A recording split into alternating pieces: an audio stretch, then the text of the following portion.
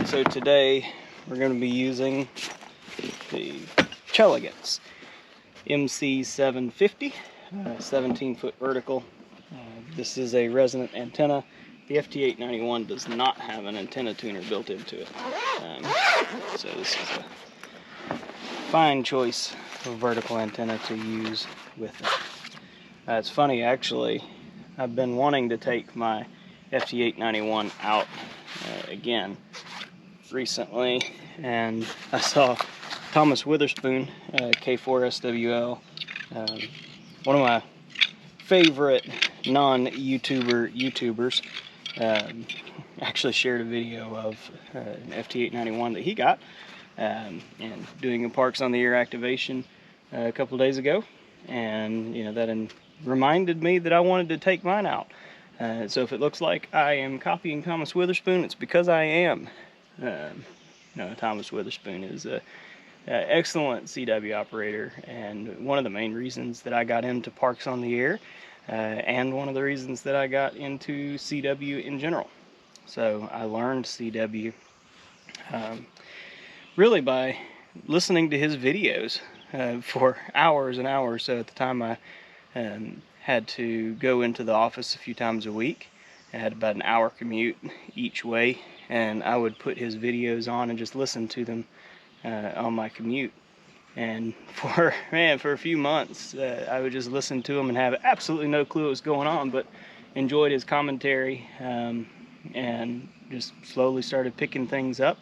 I used the Morse Mania app as well. That was a really good app for learning the different letters and numbers and the sounds of them. Highly recommend that. But there's really just nothing like just getting on the air. So after watching those videos and kind of getting to where I could at least copy a call every now and then, I just got on the air. And that's really when my learning sped up. So anyway, back to what we're working on here. The MC-750, I've got the ground spike. This is just a extension bar, rod, whatever you want to call it. I've had some people ask about the red section here, and it truly is nothing more than a handle as far as I'm aware. There's no coil in it or anything. This is just a way to hook up the coax. This is not a transformer or anything like that. So this is definitely not like the Chameleon impasse light. It looks like it when it's set up, but it's not the same in the sense that this is a resonant antenna. It does not have a broadband transformer. If you don't tune this thing just right, then it will give you an absolutely terrible SWR. Luckily, they have made it extremely easy to do that. If I pull out the bottom section here where I know there will be one, as you telescope it out, you start at the small tip and pull the whole thing out, and as you get towards the band that you want to use, you'll see, I don't know how well you can see that there, where it says 7 MHz. So that is the 40 meter mark. So I find that if you put it right on the mark, like right there, that'll probably be somewhere in the middle of the single sideband section of the band. I normally will pull it up about an inch or so, so that way it kind of pulls that resonance down. And right there is normally a really good SWR on the CW portion of most of the bands. So yeah, really cool antenna. I've found that the whole silkscreen marks on it are incredibly accurate. I was pretty doubtful to begin with. First time I tried to use this antenna, I don't know what was up. I could not get it to tune. Second time I used it, I had no issues. I've used it dozens of times since, never had an issue. So I will chalk it up to being an ID10T error that first time. But let me get this antenna in the ground and set up, and then we'll get setting up the FT-891.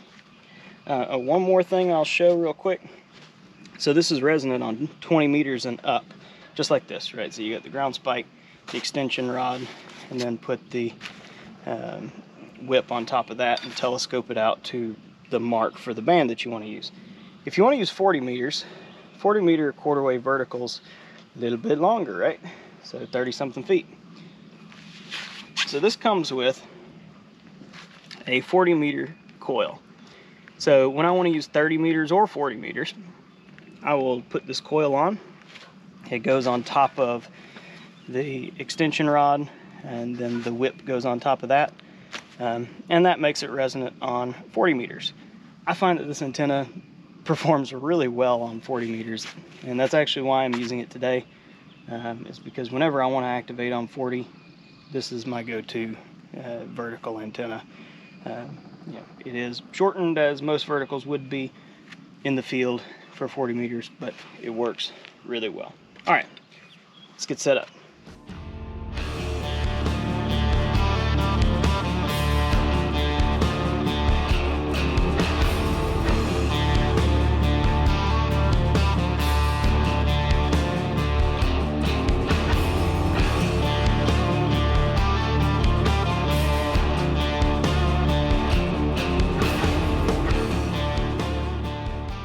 In this activation, I started out with the Yaesu FT-891. I have gotten so used to the Elecraft KX2 keyer, and the FT-891's keyer, it is very cut and dry timing, so the timing is very evenly spaced, and I'm just not used to that. So using it this morning, I was making a lot of keying mistakes, so much so that I actually swapped radios, so I may put this at the beginning of the video just to give a little preface to so many keying mistakes at the beginning, and then you'll hear when I switch to the KX2, it just clears up.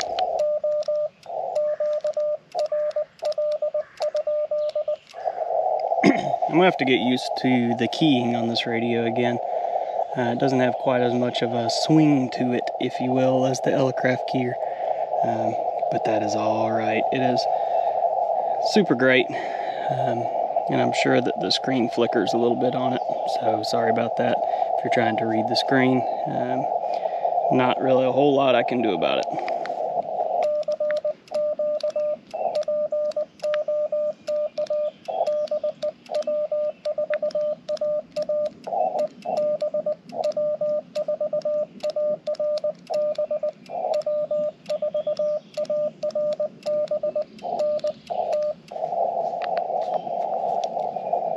I want to set my break-in delay just a little bit higher.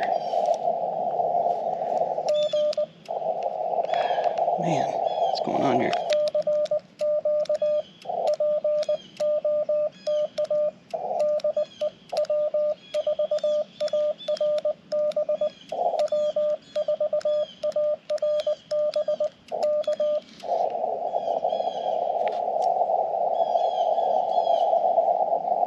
One thing that I've learned is every radio, especially with Morse code and the CW keyers in them, you'd think they'd all be the same, but they all have their own personalities for sure.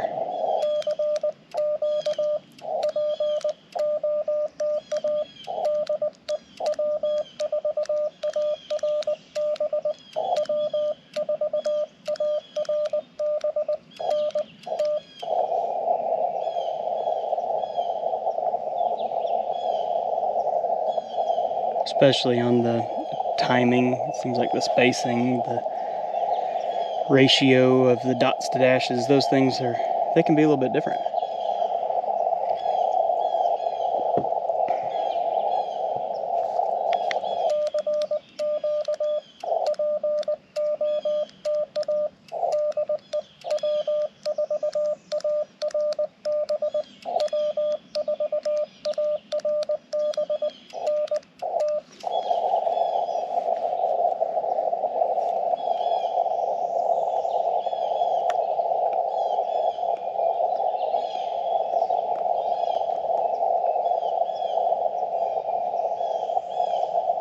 You know, I have no idea what my power is set at. Also, it doesn't look like I'm being spotted. I wonder if I put something in wrong. HF power, I'm set to 20 watts. I'll put it at 25. Just because why not? Now watch how many times I accidentally send 72 instead of 73 this morning, even though I'm not running QRP.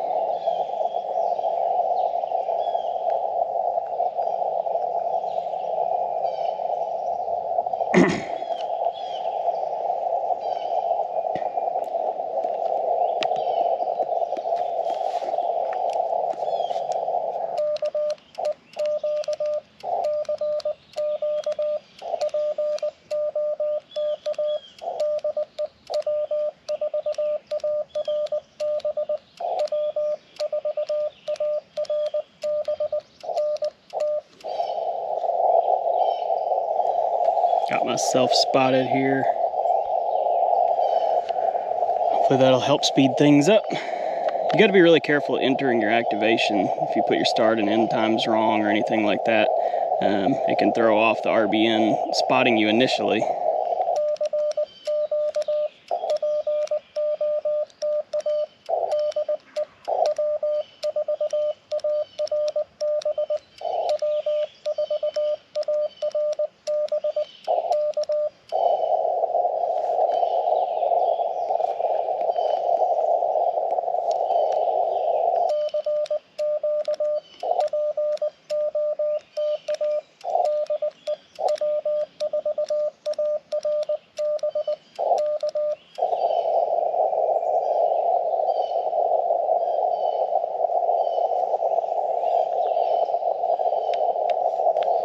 Turn up my side tone volume just a hair.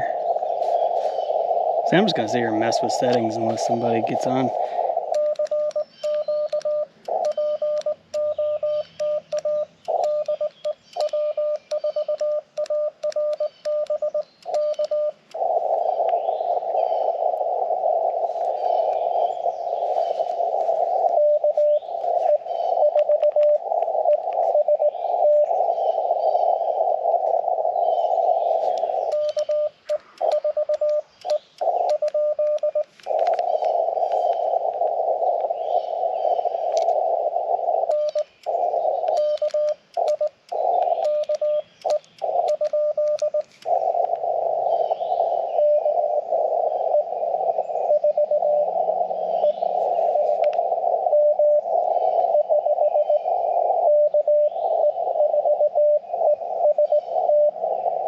EST, gotcha.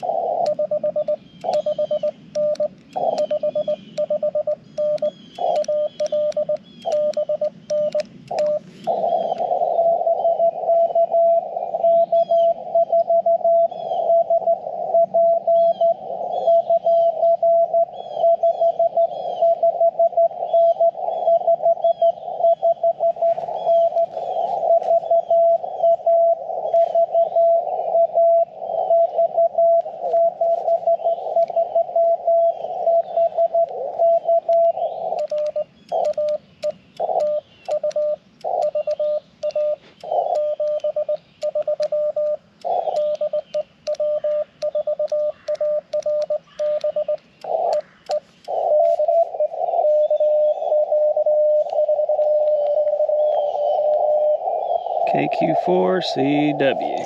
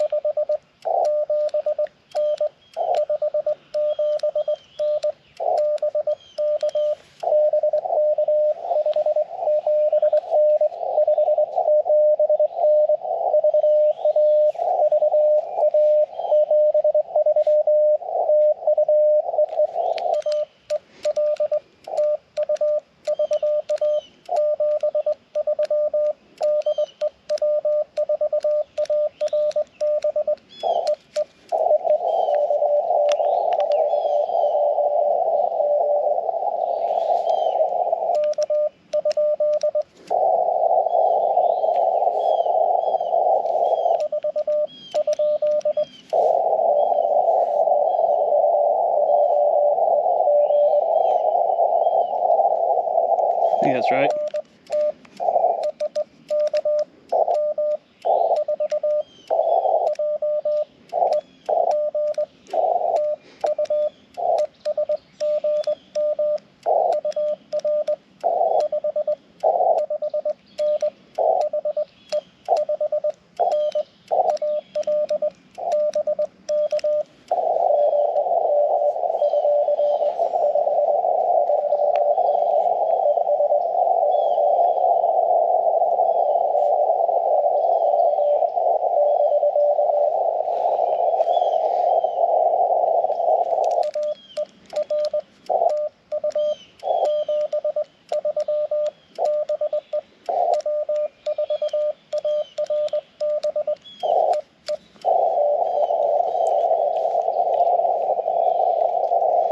I don't know what's going on here. I didn't get his state. Don't know what's going on here. My key timing or something is super weird. But I'm fighting it here.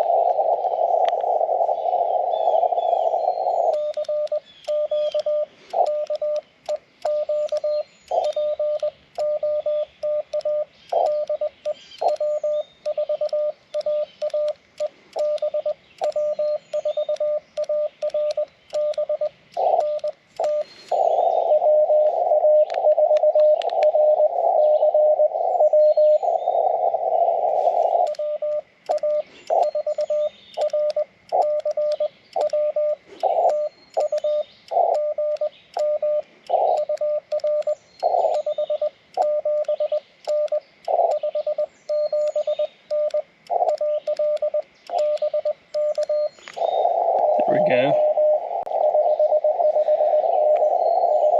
That feels a little bit better.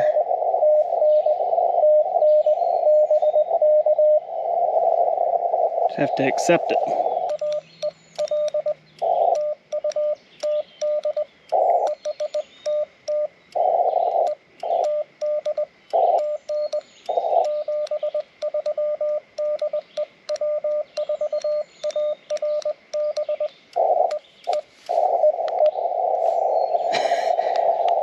Whew.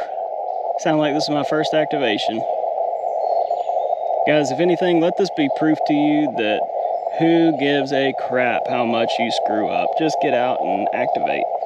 Who cares? These guys don't care, they're just glad to make a contact.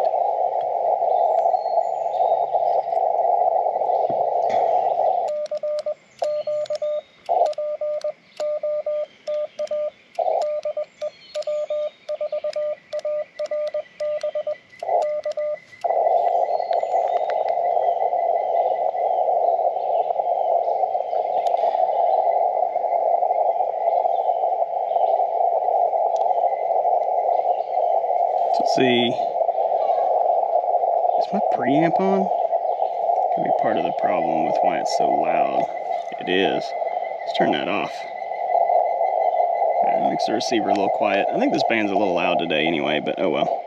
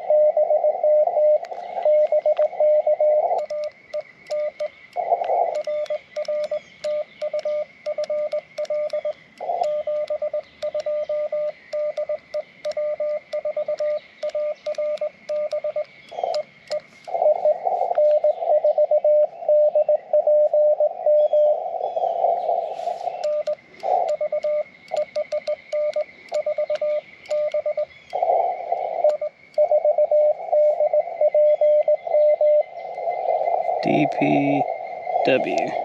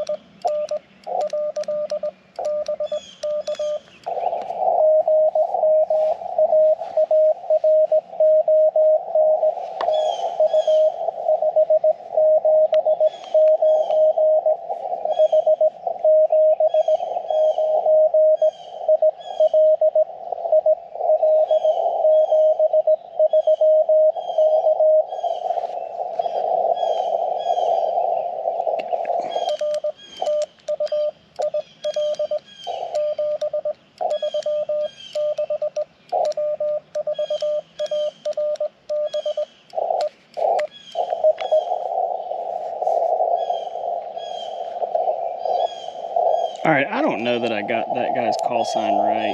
N4DP. N4DPW. So here's kind of what I do sometimes if I just want to double check. Come over here to the POTA website. Start punching in the call. N4PD. See, that doesn't come up. DP. That would be why. DPM. I believe is what it was. N4 DPM. And if we look down here at this guy, oh yeah, Hunter QSOs, he is CW. That's it. So it's DPM, not DPW. So DPM. We'll scratch out that section, so now DPM. Good to go. Also, can go back and listen to the video. That's one handy thing about recording.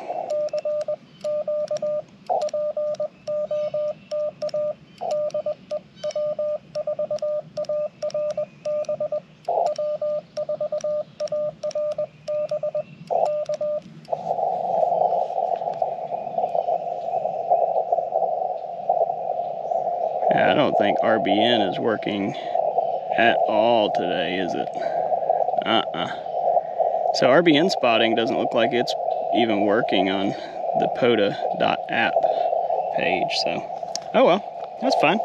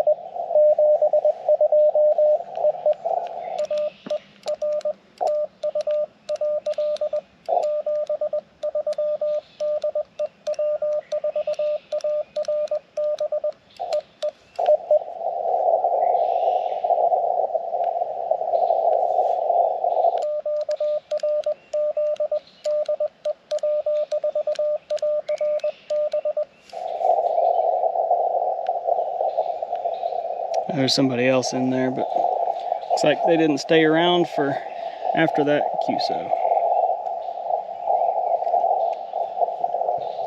Yeah, so on the FT-891, you know, really, there's not a lot of settings that I use for activating. Really just narrow on the filter, which I believe when you hit narrow on here, I think it's a 500 hertz filter. It's not super narrow, really. And then I don't really use any of the other CW settings or anything while I'm activating. When I'm hunting, I definitely use APF a lot, and sometimes the notch filter, DNR, noise reduction, etc. But yeah, for activating, I like to keep things pretty simple. Just use my ears, because when you're doing contacts back to back, you just don't really want to fool with a whole lot of settings. So anyway, yeah, you can hear, man, my keying is just screwed up this morning. I don't know what's going on. Maybe it's just me. Maybe it is the timing of the keyer. I'm just not used to it anymore. I used to use this radio nonstop and never made that many keying mistakes on it. But yeah, for some reason, something's just throwing me off this morning. So we'll see. I'm probably going to change bands here in a minute, and when I do, I think I'm going to swap to the Elecraft KX2 so we can do a comparison, and really so I can see if, you know, if it's me. I changed some of the settings on my TP3 key yesterday, so it could be that. So we'll see what's going on. But I'm going to call CQ a couple more times here.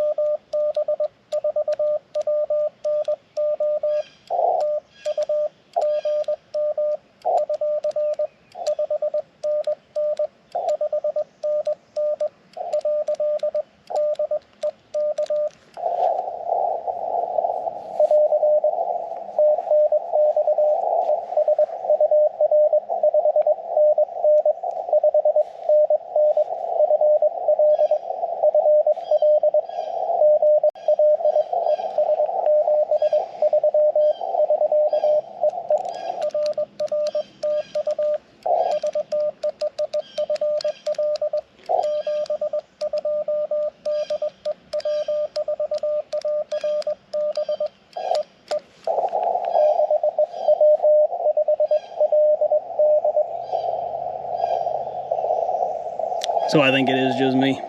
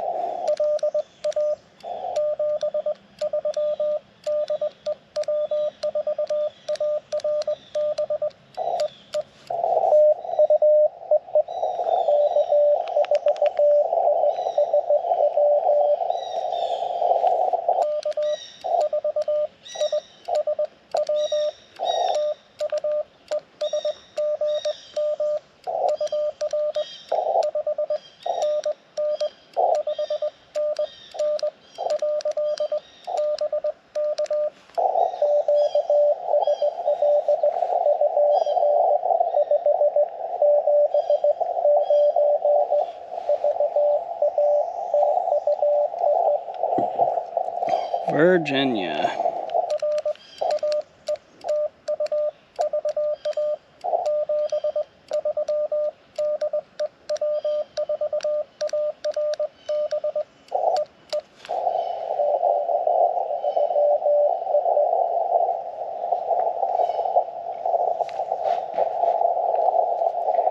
I think we're doing pretty good here. My keying's getting a little better.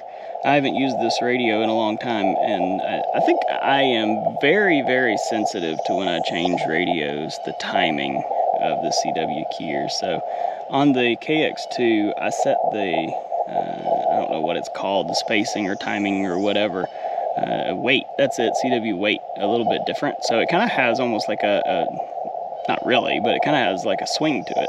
Kind of like a bug key, if you will, but nowhere near that extreme, because I like the sound of it.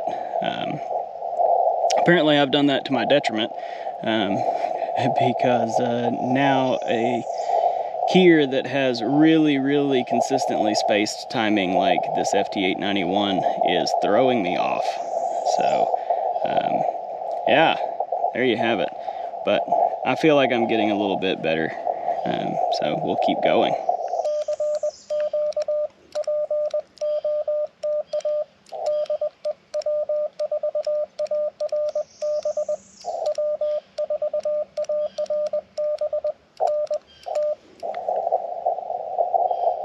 I don't know if I've sent a single thing without making at least one mistake yet.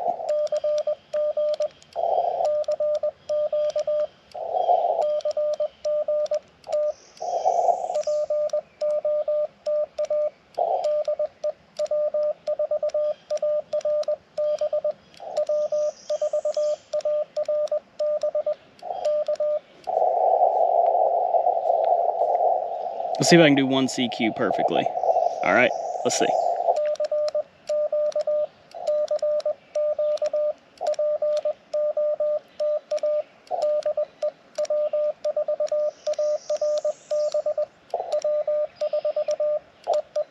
Nope.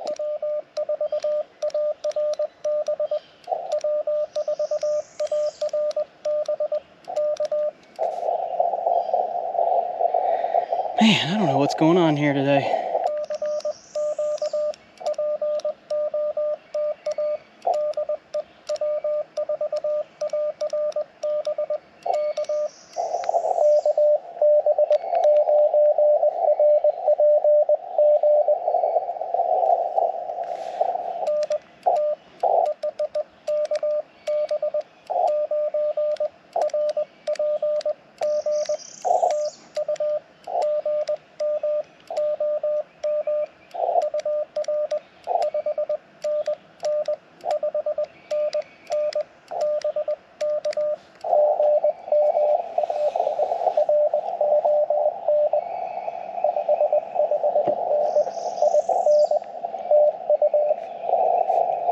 Indiana.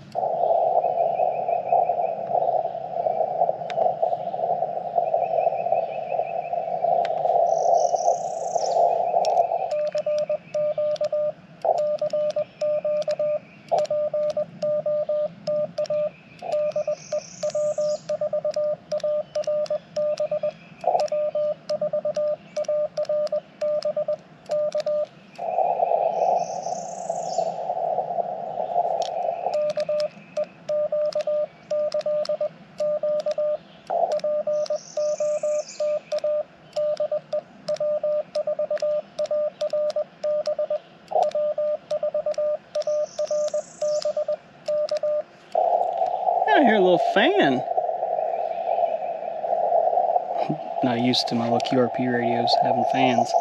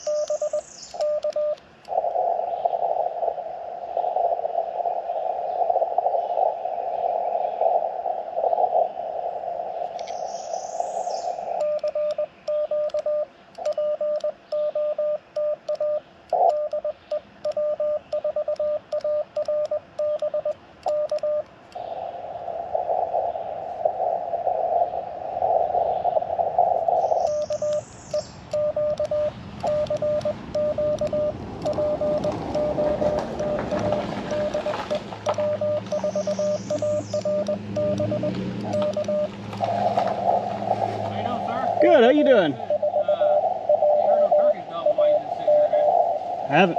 Just a bunch of ducks and geese, really.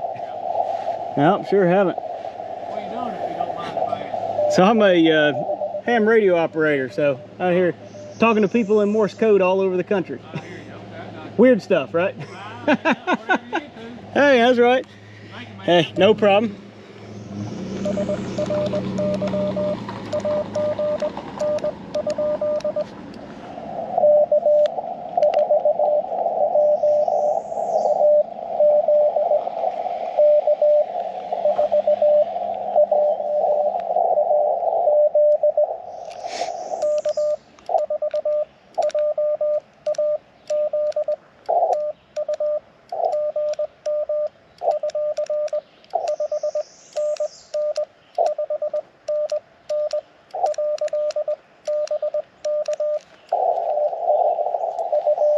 I don't have people stop and talk very often.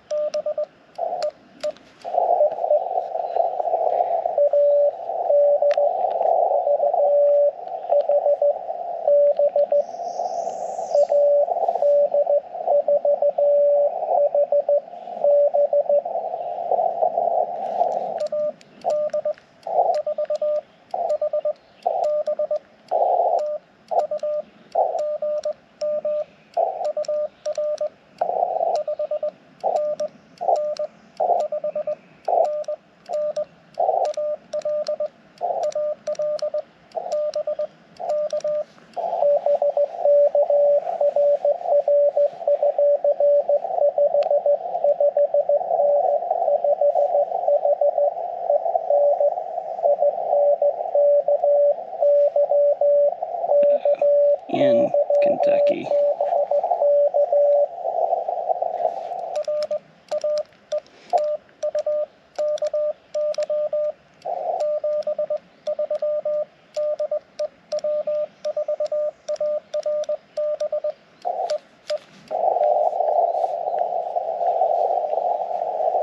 Ooh, a lot of fading going on there.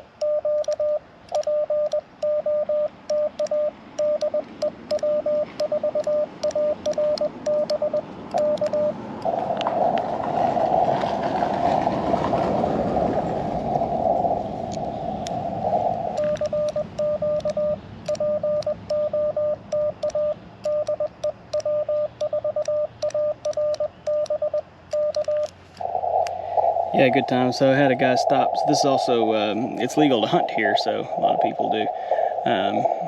So I had a guy stop and ask if I had heard any turkeys gobbling, which I have not this morning. Then he asked if I minded him asking what I was doing. So, yeah, you heard that exchange, but it's funny. I find that most people, if you just tell them, hey, I'm a ham radio operator, and I'm talking to people in Morse code, they're just like, oh, okay. It's funny. Don't really get too many questions after that.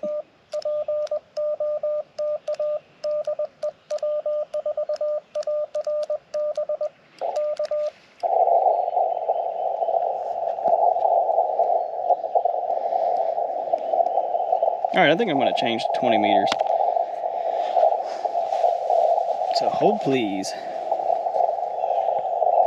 I changed radios to the KX2 here because I want to see, set my side tone volume, I want to see about the keyer timing. I want to see if it really is, you know, I did change some settings on the TP3. So it could be that affecting my keying this morning. It could just be my brain, and I might just suck at keying this morning. It could be, you know, the timing of the keyer on the FT-891 is so different than how I have it set on the KX2 that it throws me off. I'm not sure which one of those things it is. So to find out, we're going to use the KX2 for a minute. I'm going to respot myself here since the reverse beacon network is not doing that.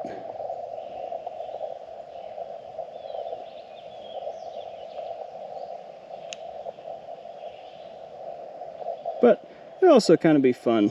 You get to hear in real time kind of the difference. I mean, obviously the band's different. This band's quieter. That would be the case no matter what the radio, right? But you'll get to hear the audio difference. Definitely the KX2's audio is nowhere near as good as the FT-891's with the built-in speaker, but that's okay. It works good enough. Let's get my filter adjusted here. Have it pretty wide open. Hear people that are off frequency. All right, good to go.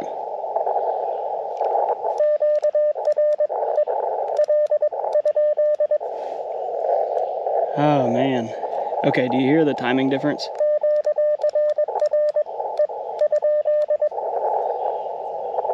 That's what I'm used to.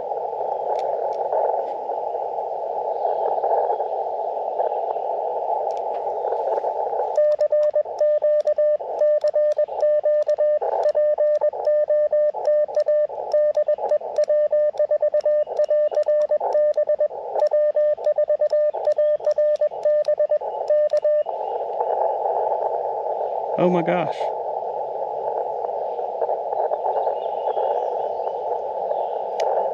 Well, I'm shocked. I don't even know what to say about that. The timing of the FT-891's keyer is so different than the KX2. So different.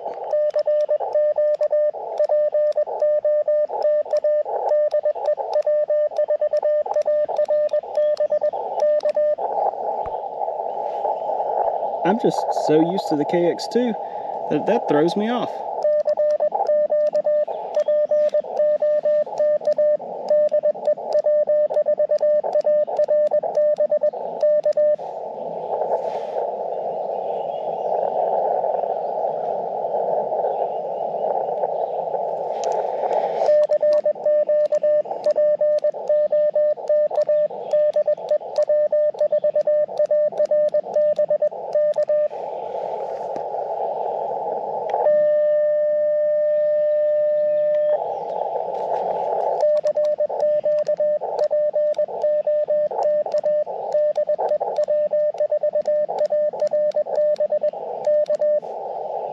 You know, it's got kind of a swing to it.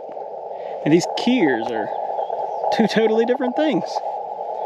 I'll be honest, I've never just swapped between these two radios like that and realized. But I remember when I got the KX2, it took me a while to get used to it. And now I know why.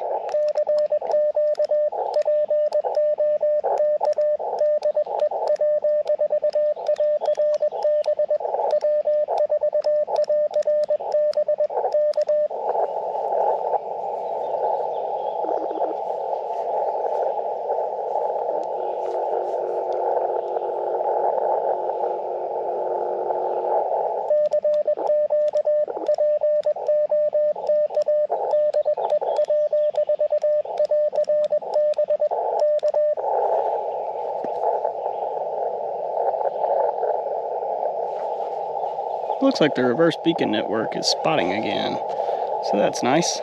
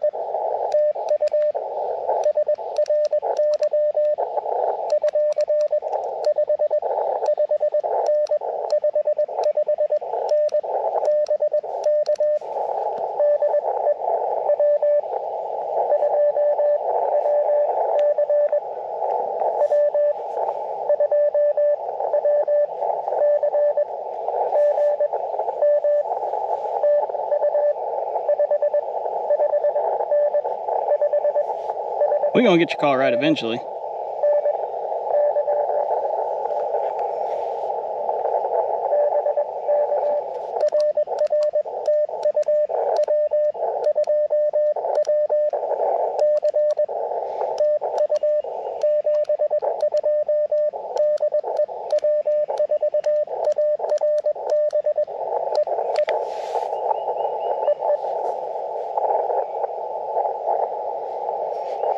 Yep, W2WC.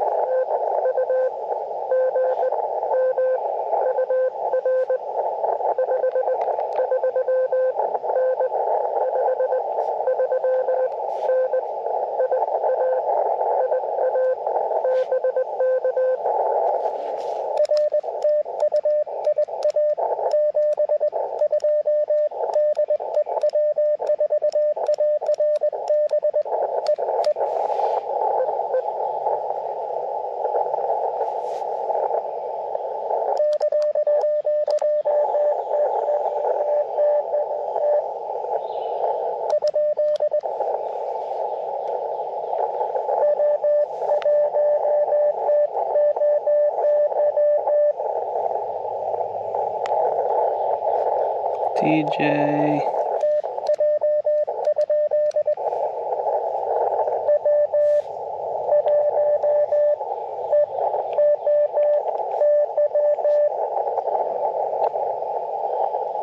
Wow, way off.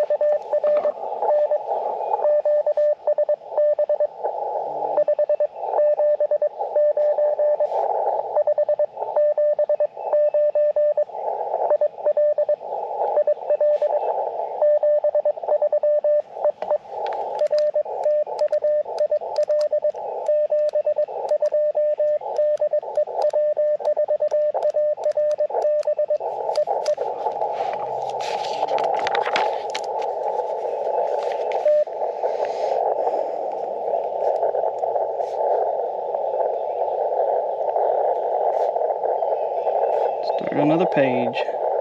Alright, I'm having fun now. So, you see why I take the KX2 to the field so much. 891 is a fantastic radio. I love it. But KX2 is just, man, whenever I turn it on, it just becomes like an extension of my brain and my hands, and ears and just works.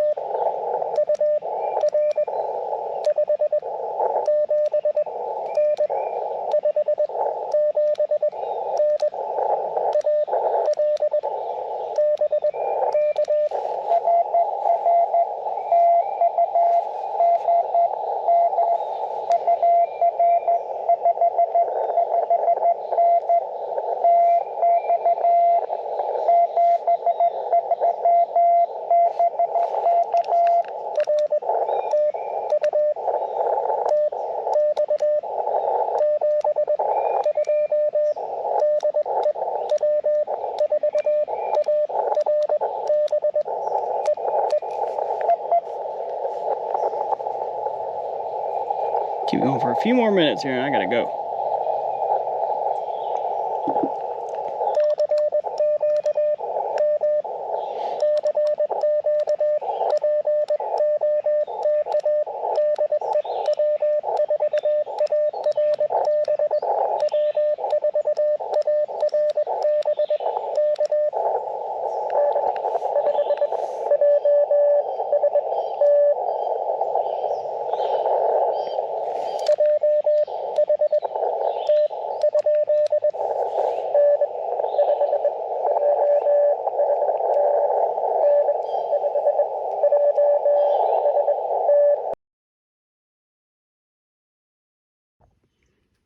All right, getting finished up here and packing up. I'm sorry, my camera's battery died, and the battery life on a GoPro leaves a lot to be desired. Actually went through 2 batteries this morning and didn't even record for an hour total. So yeah, that kind of sucks. So sorry about that dropping off right there at the end. Just made a couple of more contacts after the battery died. The lesson that I want to say from all of that is, you know, even if you do make keying mistakes, no one cares. I made contacts this morning. I got out and did some parks on the air. If you're new to CW and you're worried about making mistakes on the air, who cares? Really, I mean, the folks that are hunting are just glad to hunt and glad to make contact. They don't care, neither should you.